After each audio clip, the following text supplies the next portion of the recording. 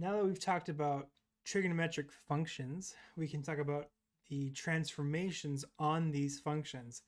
And really, these have special names and mostly only apply to sinusoids, but it's going to be a similar type of behavior. This is once again the function transformation basic formula. We have four transformations, A, B, C, and D. The amplitude of a sinusoid is going to be the absolute value of A. You always talk about absolute value because you think of amplitude as the distance from that midline, whichever, however the wave looks like, the midline, that's the amplitude, the height of it is. The period is 2 pi over B. That's the important thing to note here. It's not just B or anything like that. It's 2 pi divided by B. And then the phase shift, we use this symbol here, phi, is C over B. So that's going to be an important one to keep in mind as well. Now, the angular frequency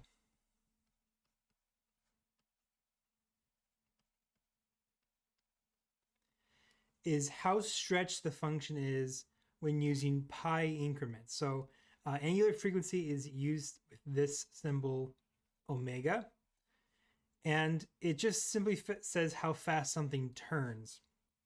Because we're talking about rotations here, angles is rotational, so angular frequency is kind of how fast something turns, and it relates to angular speed. This is opposed to a linear speed.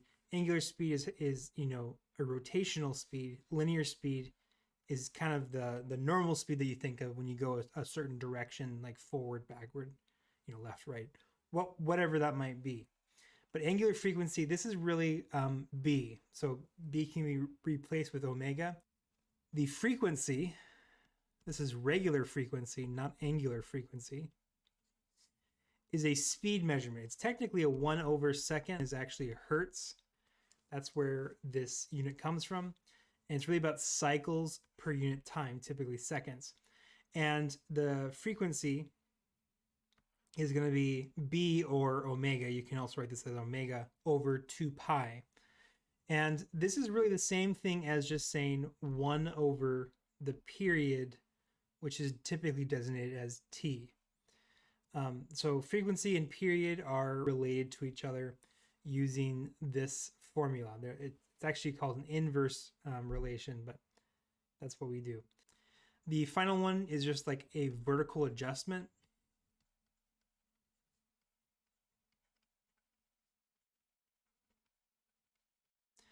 And this is just really a vertical shift. Now, this vertical adjustment is important to move the sinusoid up or down so that it matches a certain,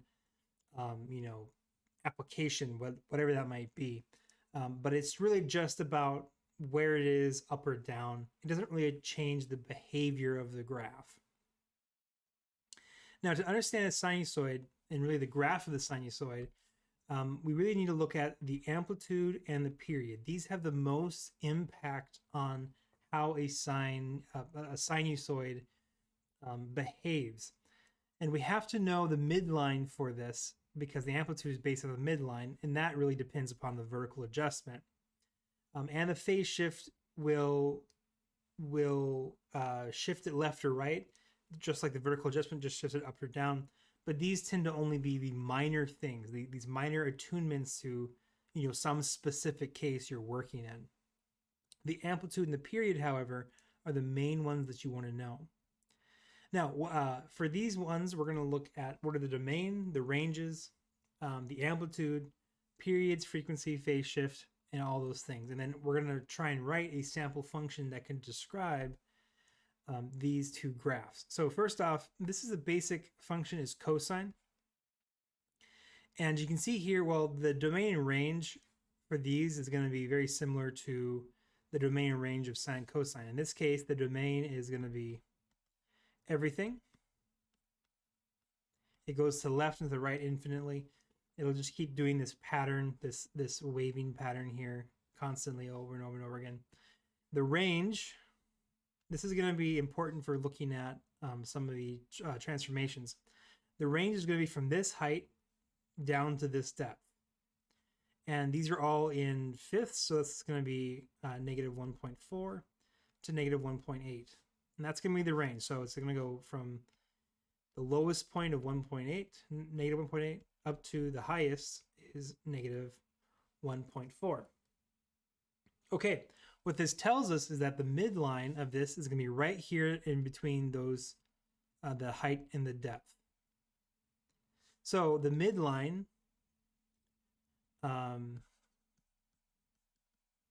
midline is at negative 1.6. So that tells me that this graph has been shifted down by 1.6 units. So that must be what our D is. Now, the amplitude is going to be the height from this midline. So our midline is going to be here. The height from the very top, or the very bottom, doesn't really matter.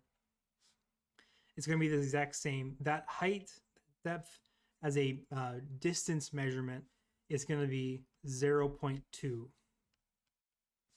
So we know our amplitude, which is the absolute value of A, equals 0.2. So that doesn't mean that A is 0.2. A could be 0.2 or negative 0.2. That depends upon how it's started at. So normally the cosine function, and this is basically a cosine function, normally it looks something like this. It starts here and then goes down, then up, then down, then up, and so on and so forth. It starts at a highest point, but you can see here, this one's starting at the lowest point. That means that the amplitude must take that into consideration, or I should say A must take that into consideration. A must be negative because it had been flipped across this midline. So it must be flipped. So A itself must be negative 0.2. So the phase shift, because once again, this has been like this. This has been flipped down, but it's not been shifted left or right at all. It's just been flipped downwards. So we can just say that C must equal 0. This is our phase shift. This is phi again.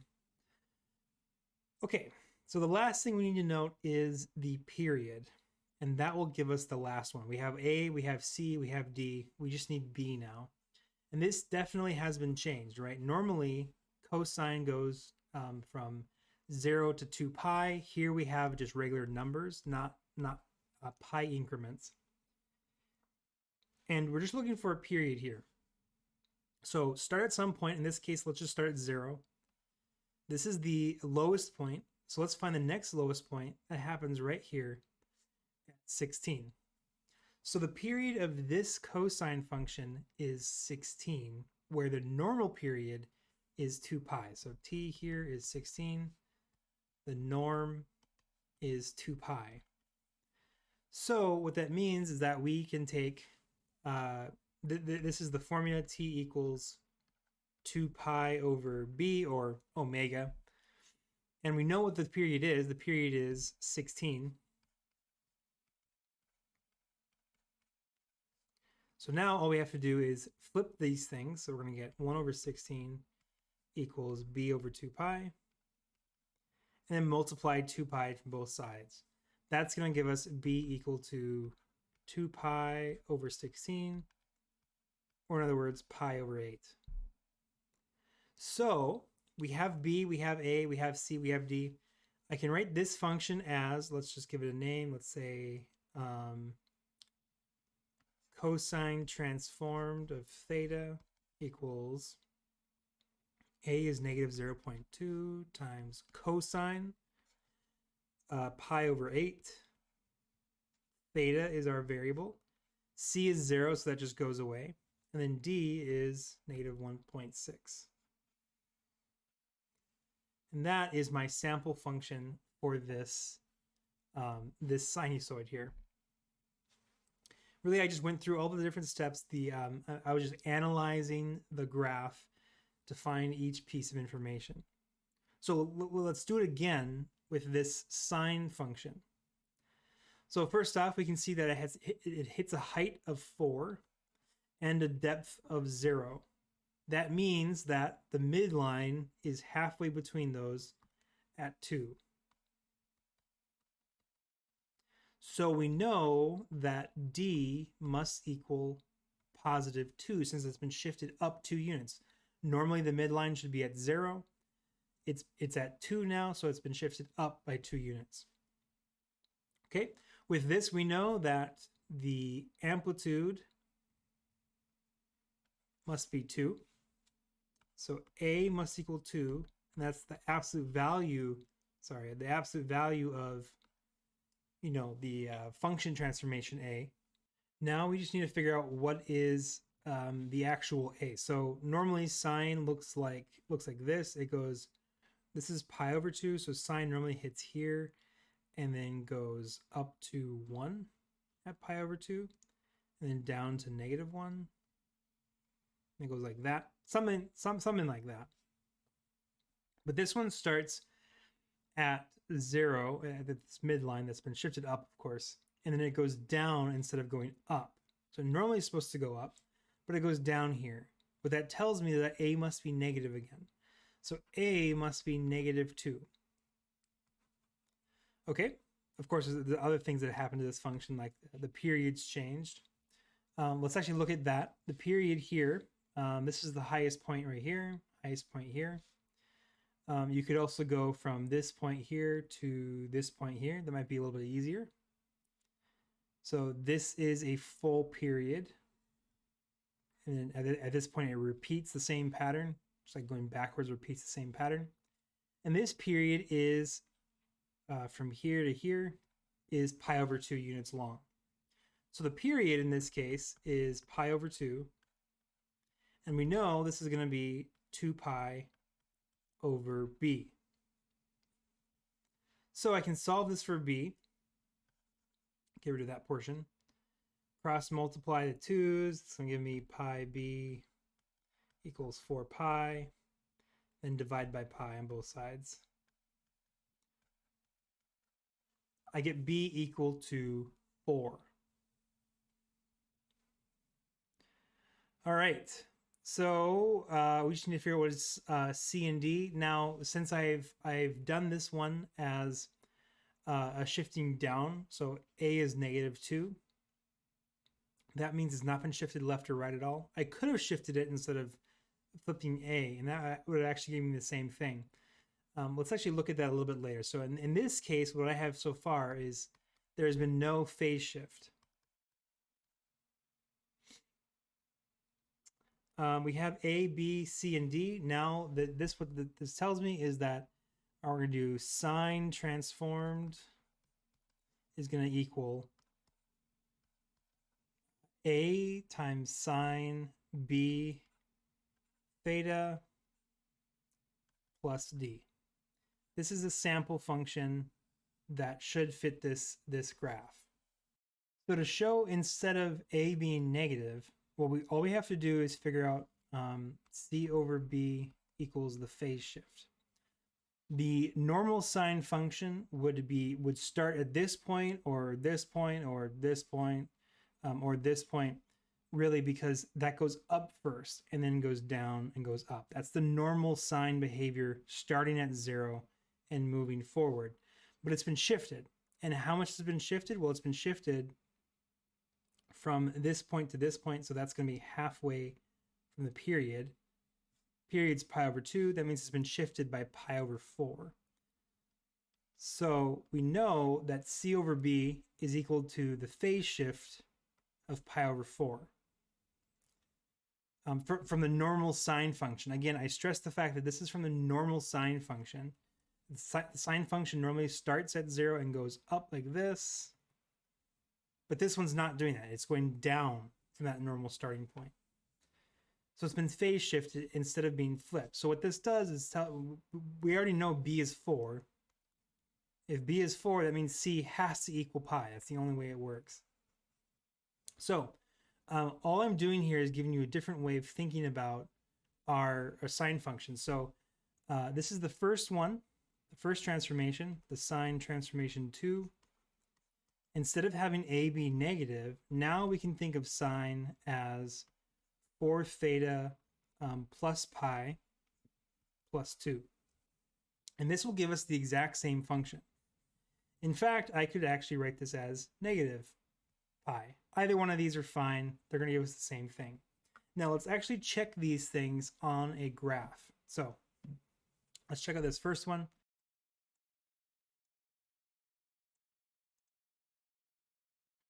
And this is the graph we get. If we go back up, it does indeed look like that.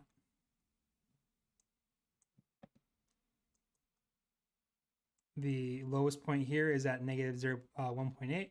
Highest point's at 1.4. The period looks like it's 16. Yep. For the next one, we're looking for this graph, and we have two different ways of doing it. Let's go ahead and graph the first way. This is what I found. Going back to the graph. Yeah, that looks almost exactly correct. Well, it looks exactly correct. Okay, now instead of doing this, I wrote 2 times sine 4x plus pi plus 2.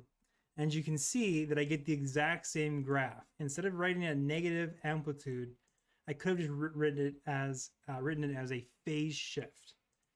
I could also do minus pi. That gives me it. Okay, now a Ferris wheel is 25 meters in diameter. So let's keep track of that. And is bordered from a platform that's 1 meter above from the ground. It's going to be important. The 6 o'clock position on the Ferris wheel is level with the loading platform. So the 6 o'clock position means that there's one of the carts are right there on the loading platform. So that's what we want to have. Now the wheel completes 1 full revolution in 10 minutes. That's the important thing here. 1 revolution in 10 minutes. And we're asking, what's the function? What's h of t?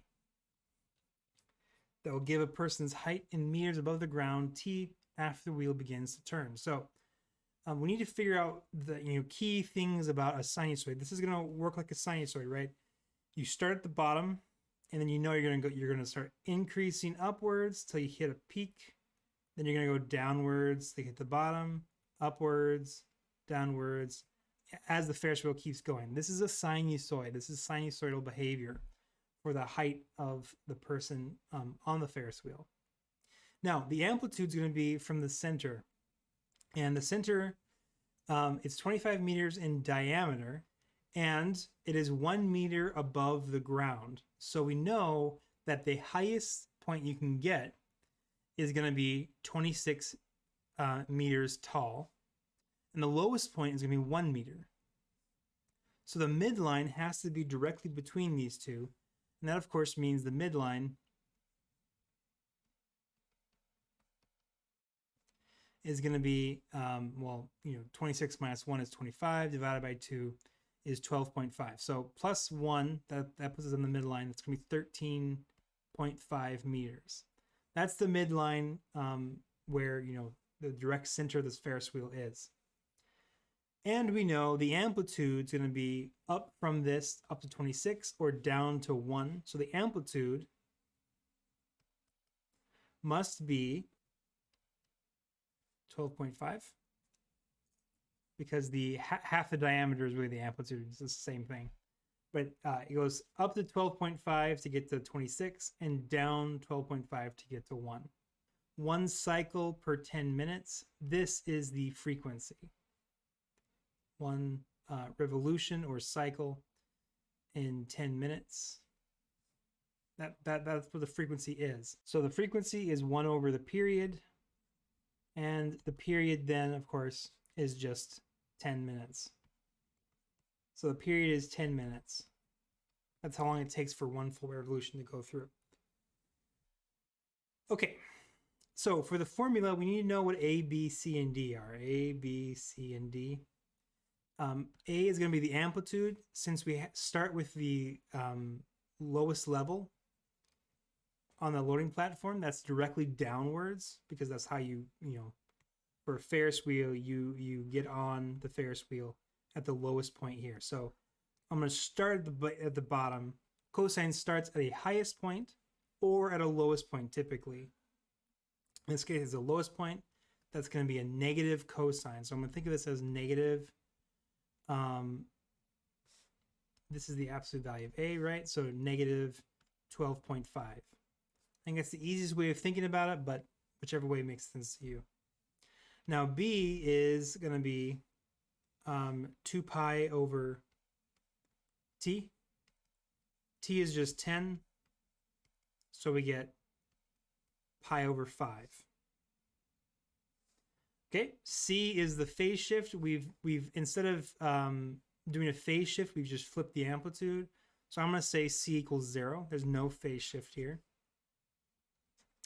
And D is the vertical adjustment. Well, the midline here is at 13.5.